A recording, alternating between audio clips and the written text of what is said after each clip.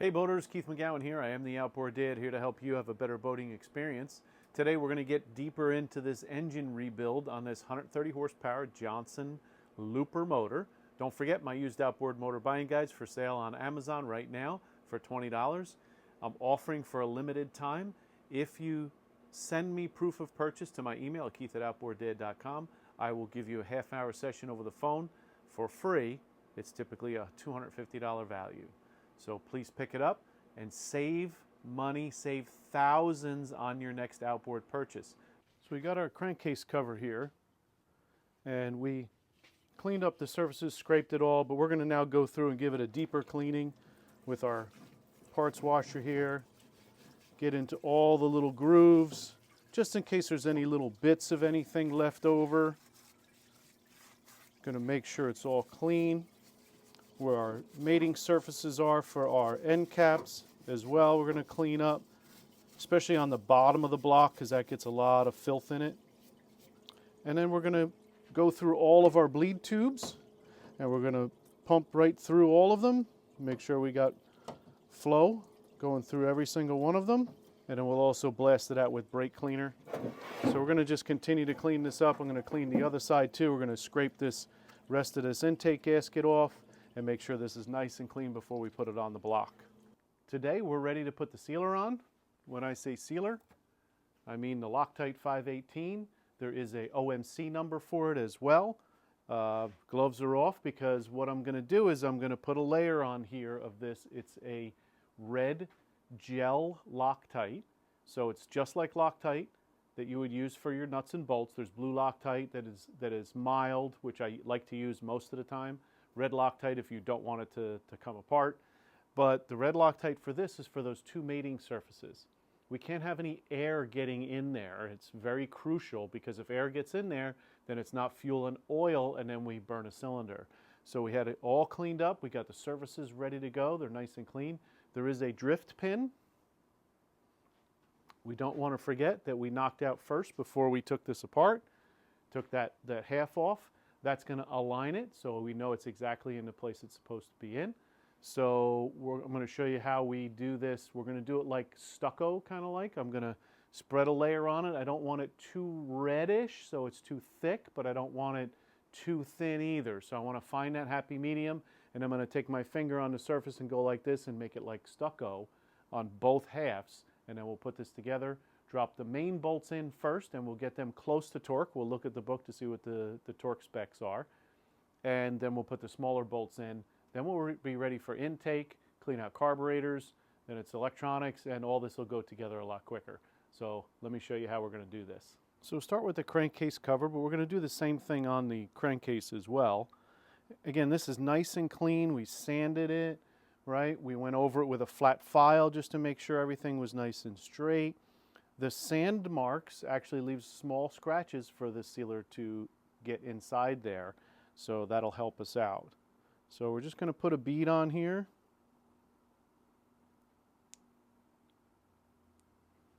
And start spreading it out.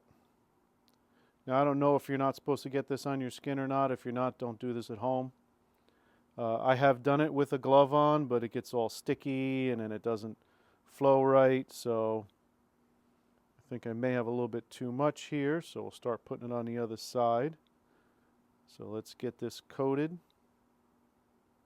Making sure I meet all of my surfaces, right? I want to make sure I'm covering the whole thing 100%. As you can see, I have a pretty good consistency. Maybe I'm a little light right here. A couple of spots you can see, but it's pretty good consistency across. I see a little metal showing through here, so I want to get it on there.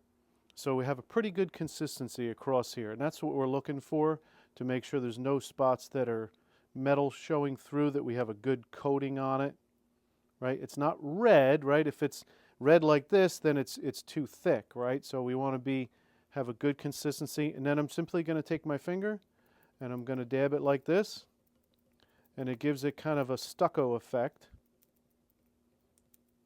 And you'll know if it's too thick because it'll be stringy coming off of it. Then you know, hold it, you got to take some off of there. So we're going to do this on both halves. Now this will not dry if it just sits here because it doesn't dry with oxygen, it actually dries with the absence of oxygen. So we'll get the other side taken care of, then we'll get the block taken care of, and we'll put these two halves together.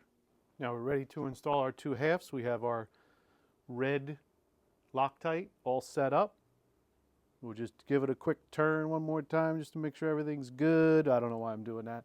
Just looking around, making sure I'm not missing something. We should be good to go. I'll push down my sealing rings one more time, make sure they're all set to go.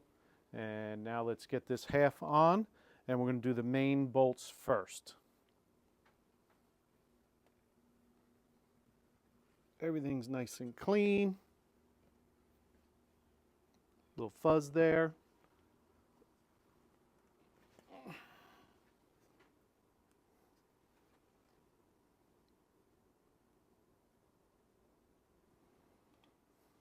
Beautiful. So again, I'm not in any rush because I don't worry about the sealer drying too fast. We're just going to take our time, clean my hands up here, and we'll drop in our bolts. So we have the painted bolts going in here. The clean bolt with no paint on it goes in the intake. And then there's one up top that is a Allen bolt. So we'll put that in here because you can't get straight down with a socket on it. All right, so now we're just going to cinch these up, get them all tight or get them all even. Not tight yet because we have to put our drift pin in. So our drift pin goes in here. It is tapered, so we make sure we put it in the same way that it came out. And this will line up and align everything. So we're just going to give that a little tap to start with, just to make sure everything is lined up, and then we'll get these snugged so that it's all meeting the surfaces. Then I'll back them off just a little bit and we'll drive that pin in the rest of the way.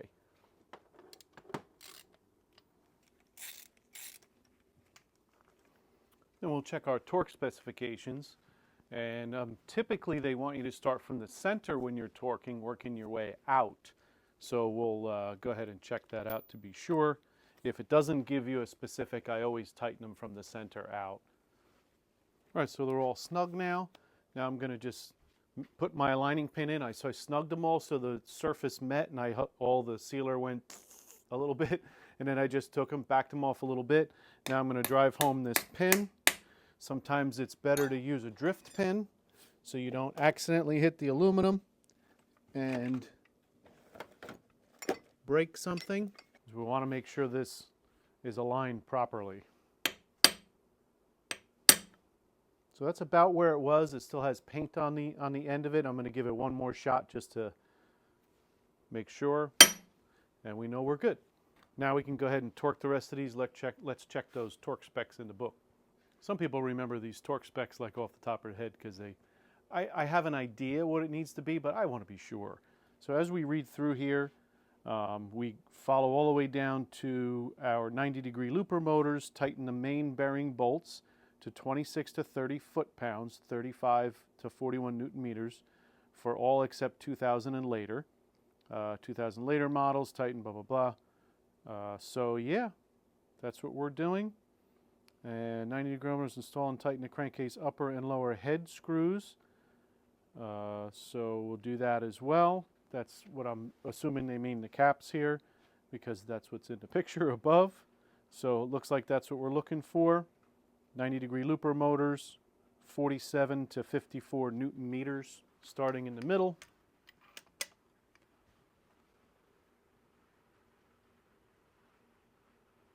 There we go.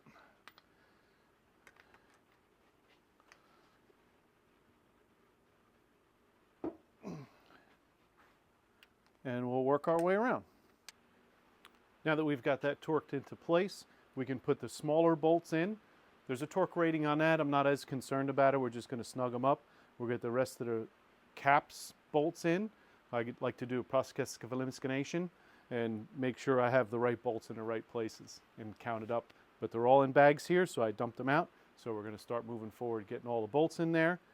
Then I see a little piece of gasket, a couple pieces of gasket on the bottom that I missed, so we're going to clean that off. That's our mounting gasket. We'll get that cleaned off. and then we'll work on our intake manifold.